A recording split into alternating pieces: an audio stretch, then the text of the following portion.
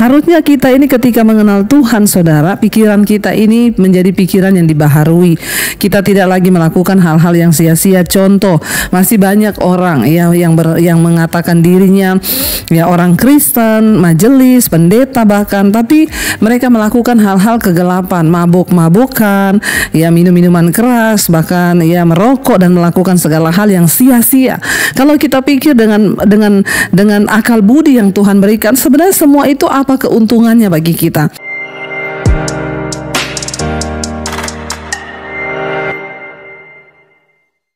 Ya, shalom saudara. Kita berjumpa kembali pagi hari ini.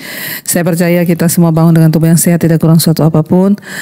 Dan firman Tuhan hari ini terambil dari Efesus pasal yang keempat. Efesus pasal yang keempat, ayat yang kita mulai ayat yang ke-17 ya. Efesus 4 ayat yang ke-17. Firman Tuhan berkata demikian. Sebab itu kukatakan dan kutegaskan ini kepadamu di dalam Tuhan, jangan hidup lagi sama seperti orang-orang yang tidak mengenal Allah, dengan pikirannya yang sia-sia dan pengertiannya yang gelap, jauh dari persekutuan dengan Allah karena kebodohan yang ada di dalam mereka dan karena kedegilan hati mereka. Ayat 19, perasaan mereka telah tumpul sehingga mereka menyerahkan diri kepada hawa nafsu dan mengerjakan dengan serakah segala macam kecemaran. Iya, saudara, Efesus pasal 4 hari ini mengingatkan setiap kita untuk kita boleh sungguh-sungguh ya terus dibaharui di dalam Tuhan. Ayat ini berkata, ayat 17, sebab itu kukatakan dan kutegaskan ini kepadamu di dalam Tuhan, jangan hidup lagi sama seperti orang-orang yang tidak mengenal Allah dengan pikiran yang sia-sia. Saudara, jadi ternyata banyak orang di dalam jemaat, termasuk jemaat di Efesus ini, mereka itu sudah ada di dalam kumpulan berjemaat atau bergereja. Tetapi sesungguhnya mereka itu adalah kumpulan orang-orang yang tidak mengenal Allah. Jadi sekali lagi selalu saya ingatkan, jangan hanya puas menjadi orang Kristen, tapi kita harus sungguh-sungguh menjadi orang yang mengenal Tuhan, mengenal rencana Tuhan, dan mengenal setiap kehendak Tuhan dalam hidup kita. Rasul Paulus mengingatkan kepada jemaat yang ada di Efesus, saudara ya. Dia bilang, sebab itu kukatakan dan kutegaskan ini kepadamu di dalam Tuhan. Jangan hidup lagi sama seperti orang-orang yang tidak mengenal Allah dengan pikirannya yang sia-sia.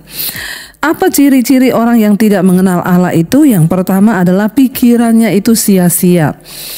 Saudara yang terkasih, kalau orang itu pikirannya sudah sia-sia, pasti perbuatannya sia-sia, hidupnya sia-sia, semua yang dia lakukan juga sia-sia, ya. Karena itu kita ini sering melihat dan mendapati bahkan di sekeliling kita orang yang menyebut dirinya Kristen, bahkan mungkin sudah pelayanan di gereja, terlibat dalam segala kegiatan, bahkan mungkin majelis, pendeta atau siapapun. Tetapi kalau hidup kita ini tidak mengenal Allah, maka pikirannya itu sia-sia, sehingga dia melakukan perkara-perkara yang sia-sia juga.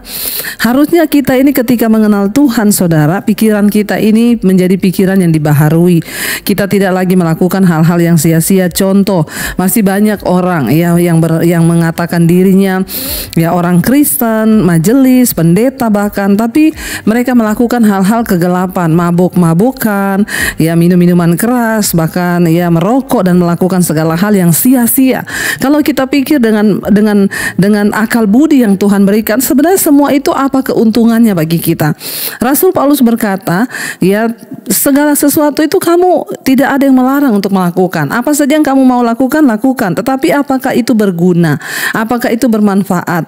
Ya, sekarang kita lihat orang-orang yang terikat dengan minuman keras, mereka mabuk, yang terikat dengan rokok, itu faedahnya bagi hidup kita tuh apa? Ya, apa yang membawa kebaikan gitu ya, kalau kita benar-benar pikiran kita sudah dibaharui. Bahkan orang-orang yang sungguh-sungguh mengenal Allah, mereka tidak akan melakukan hal-hal yang sia-sia. Contoh, kita membuang waktu dengan kita bermain game seharian, dengan kita bermain handphone tanpa ada arah atau tujuan yang pasti. Saudara, mari kita semua mulai memperbaharui diri dengan cara kita memiliki pikiran yang benar. Karena kalau pikiran kita sia-sia, maka kelakuan kita sia-sia, perbuatan kita sia-sia, maka dalam hidup yang singkat ini kita tidak akan memperoleh apa-apa, apalagi memperoleh tujuan tujuan Tuhan. Ingat, kita hidup ini hanya sementara. Alkitab berkata 70 tahun itu pun kalau nyampe, banyak yang tidak nyampe. Kita harus terus menghitung hari ini berapa banyak waktu yang tersisa bagi kita. Mari jangan punya pikiran yang sia-sia. Ya, apalagi pikiran sia-sia, berantem dengan orang, kepahitan, marah, ya, dendam yang dibawa terus, disimpan di hati. Ini kan semua sia-sia. Buat apa, saudara? Kita hidup dengan kepahitan, dengan dendam, dengan amarah yang tidak berkesudahan. Ya, yang ada hidup kita aja ini yang akan rugi. Ya, makanya Rasul Paulus menegaskan, jangan hidup lagi sama seperti orang-orang yang tidak mengenal Allah, yang pikirannya sia-sia, melakukan yang sia-sia. Dan ayat 18 dikatakan pengertiannya yang gelap. Orang kalau tidak mengenal Tuhan itu, ya pengertiannya, cara berpikirnya itu gelap, ya boro-boro bisa melakukan yang terang atau kebaikan atau kebenaran. Ya pengertiannya saja gelap, jauh dari hidup persekutuan dengan Allah karena kebodohan yang ada di dalam mereka dan karena kedegilan hati mereka. Orang yang tidak mengenal Tuhan itu hidupnya jauh dari persekutuan dengan Tuhan. Ini bukan berbicara tentang datang ibadah di gereja. Oh, saya itu tiap minggu loh Bu ke gereja. Enggak. Orang yang memiliki persekutuan pribadi dengan Tuhan itu berbicara tentang kita memiliki hubungan pribadi dengan Tuhan. Itu bukan hanya digambarkan ketika ada di gereja, saudara, tetapi kita membangun kehidupan kita di dalam kebenaran, dalam firman, bahkan hidup kita terus setiap hari dibaharui dan dibaharui. Kenapa, saudara? Karena hanya orang-orang yang mengalami Tuhan, pikirannya dibukakan, pengertiannya diterangi, mereka lah yang akan melihat hidup yang berkualitas di dunia ini. Nasibmu akan berubah, saudara. Tidak ada nasib yang tidak dapat diubahkan. Tetapi saya selalu berkata, perubahan nasib itu akan diikuti oleh perubahan karakter. Waktu kita sungguh-sungguh memperbaharui hidup kita, ya kita menjadi orang-orang yang pikirannya tidak sia-sia, pengertiannya tidak gelap, ya tetapi di dalam terang, maka kita akan melihat, ya. Semua itu kembali lagi kepada apa? Hubungan kita pribadi dengan Tuhan. Orang-orang yang tidak mengenal Allah itu memiliki kehidupan yang jauh, ya, ada persekutuannya dengan Allah. Ya, mereka memang berkata mengenal Allah, tetapi mereka tidak bersekutu dengan Tuhan. Artinya apa? Orang yang bersekutu dengan Tuhan itu dimanapun dia tahu, dia menyadari ketika dia akan melakukan dosa, dia tahu Tuhan melihat, dia tahu hidupnya itu adalah milik Tuhan. Ya, dan akhirnya saudara, kalau orang hidup jauh dari Tuhan maka pikirannya gelap. Pikirannya sia-sia, ya, karena kebodohan di dalam hati mereka.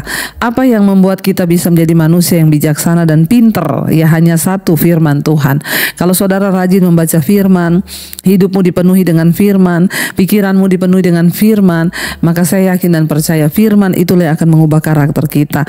Bahaya sekali, saudara, orang yang tidak mengenal Tuhan itu, saudara, dikatakan ayat 19, perasaan mereka tumpul sehingga mereka menyerahkan diri kepada hawa nafsu dan mengerjakan dengan serakah segala macam kecemaran. Orang yang tidak mengenal Tuhan itu perasaan mereka tumpul, udah mati rasa terhadap dosa.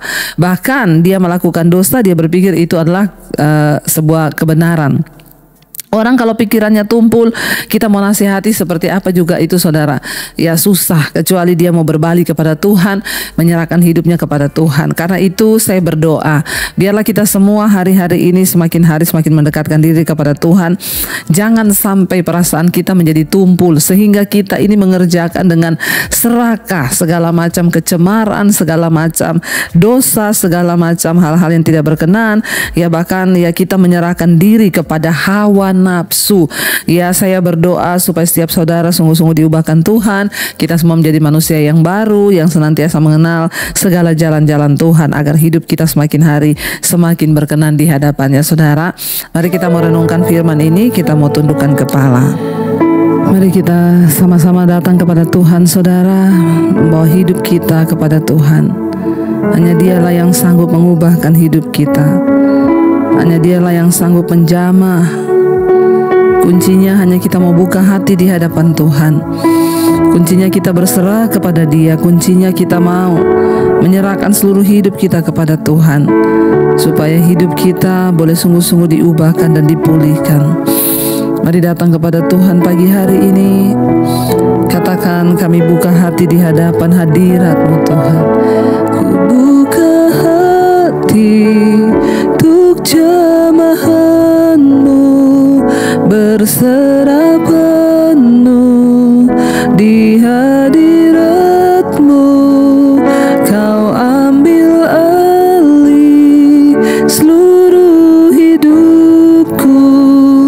di altar-Mu, menyembah kami buka hati untuk jamahan-Mu, berserah penuh di hadirat-Mu. Kau ambil alih seluruh hidupku, di altar-Mu, menyembah-Mu. Kami buka hati bagi-Mu Tuhan, ambil alih seluruh hidup kami. Saat kami datang berserah kepada-Mu Bapa, saat kami membuka hati kami bagi Tuhan, maka saat itulah Tuhan Engkau ambil alih seluruh hidup kami. Apa yang tidak sanggup kami lakukan karena keterbatasan kami sebagai manusia, itu akan dilakukan oleh Tuhan di dalam hidup kami. Terima kasih Tuhan Yesus, Engkau yang mati bagi kami, Engkau menyerahkan seluruh hidup-Mu bagi kami, supaya kami menjadi ciptaan yang baru Bapa. Kami tidak mau hidup sama seperti orang yang tidak mengenal Allah. Kami mau sungguh-sungguh mengenal Tuhan dan jalan-jalan-Mu dalam hidup kami. Kami ingin menjadi orang-orang yang bukan hanya sekedar Kristen, tetapi kami mengenal Tuhan dan kebenaran-Nya. Berkati setiap anak-anak-Mu yang setia mencari Engkau, yang selalu bangun di pagi hari memandang wajah-Mu Tuhan. Berkati Tuhan dalam setiap kehidupan mereka, biar mereka terus mengalami pertumbuhan dalam iman, perubahan karakter, agar hidup kami semakin dibaharui. Berkati Tuhan setiap mereka yang hari ini sedang ada dalam pergumulan yang berat, sakit penyakit, masalah hutang piutang, apapun Tuhan turut bekerja. Biarlah hari ini menjadi hari yang penuh sukacita dan damai sejahtera bagi kami. Sertai setiap mereka yang bekerja Tuhan hari ini, yang bekerja di rumah, di luar kota. Tuhan menyertai, melindungi, menjagai yang sekolah, yang kuliah. Tuhan juga menjagai. Tutup bungkus dengan kuat kuasa darah-Mu Bapa, agar hidup kami senantiasa memuliakan nama Tuhan. Berkati Tuhan untuk setiap mereka juga yang berulang tahun pada hari ini, umur panjang di tangan kanan, kekayaan hormat di tangan kiri, ketika kami sungguh-sungguh hidup mencari perkenanan Tuhan. Kami berdoa semakin bertambah kedewasaan jasmani, bertambah pula kedewasaan rohani di dalam Tuhan. Terima kasih Tuhan, menyerahkan bangsa dan negara kami dalam tangan-Mu. Engkau memberkati bangsa dan negara ini Tuhan. Biarlah anugerah-Mu tercurah bagi Bapak Presiden Jokowi, wakilnya, seluruh jajaran kabinet TNI Polri juga Tuhan menyertai. Terima kasih Bapa. Kami sama-sama menyerahkan hidup kami dalam tangan Tuhan pada pagi hari ini. Mari kita berdoa. Bapa kami, Saudara, Bapa kami yang ada di dalam sorga, dikuduskanlah nama-Mu. Datanglah kerajaan-Mu, jadilah kehendak-Mu di bumi seperti di sorga. Berikanlah kami pada hari ini makanan kami yang secukupnya, dan ampuni kami akan kesalahan kami, seperti kami juga mengampuni orang yang bersalah kepada kami. Janganlah membawa kami dalam pencobaan, tapi lepaskan kami daripada yang jahat, karena Engkau yang punya kerajaan dan kuasa dan kemuliaan sampai selama-lamanya. Mari buka hati dan tangan-Mu, Saudara. Terimalah kiranya berkat dari Allah Bapa, cinta kasih Tuhan Yesus Kristus, penyertaan Allah Roh Kudus menyertai hidupmu mulai hari ini bahkan sampai kali yang kedua. Tuhan Yesus datang menjemput kita, nama kita tercatat dalam kitab kehidupan. Dalam nama Tuhan Yesus yang percaya diberkati Tuhan, katakan bersama, amin, amin, amin.